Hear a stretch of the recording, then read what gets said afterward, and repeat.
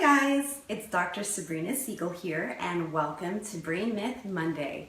So if you've been tuning in to Brain Myth Mondays, what you've probably noticed is that I've been tackling major brain myths. What I mean is beliefs known to most of the general public about the brain. And these are brain myths that you probably hear all the time, that you only use 10% of your brain, or maybe your right brain or left brain, that type of thing. Now, I'm going to transition into more specific brain myths that you may or may not have heard of. The reason behind Brain Myth Monday is to help dispel myths about neuroscience so that I can then share with you the most valuable, accurate scientific information out there that can help improve your life in fun ways of breaking it down. So today's brain myth, once again, actually comes from my alma mater. It's a study that was conducted by two of my colleagues, Dr. Sean Nielsen and Dr. Nicole Peterson at UC Irvine. And what they did was they looked at approximately 70 women. About half of the women were what we call naturally cycling, which means that they're not taking any oral contraception or hormonal forms of contraception. And so what they did was have these women come into the laboratory and view an emotional or neutral version of a story. And then they had these women return to the lab about 1 week later and they administered a surprise memory test.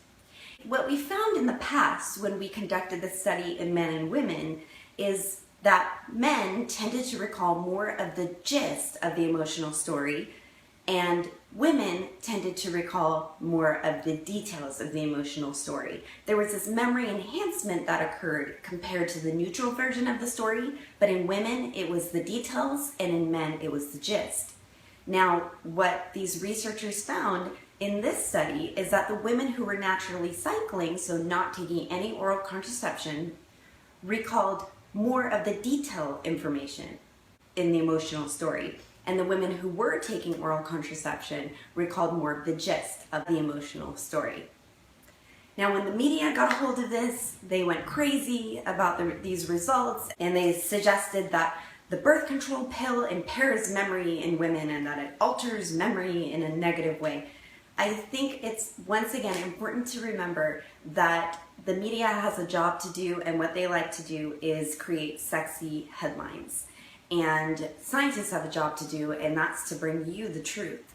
And my job here and my mission is to make sure that you're receiving the most accurate information about science so that you can actually use it to improve your life. What the researchers inferred from these findings is that if the women who were on oral contraception had memory enhancing effects that were similar to men, and the women who were not on oral contraception had memory enhancing effects that were similar to previously tested women, that perhaps there's a different type of interaction occurring between the sex hormones and the stress hormones in the women taking oral contraception, because we know that oral contraception affects hormone levels. So there you have it. Thanks for watching. I hope to see you next time.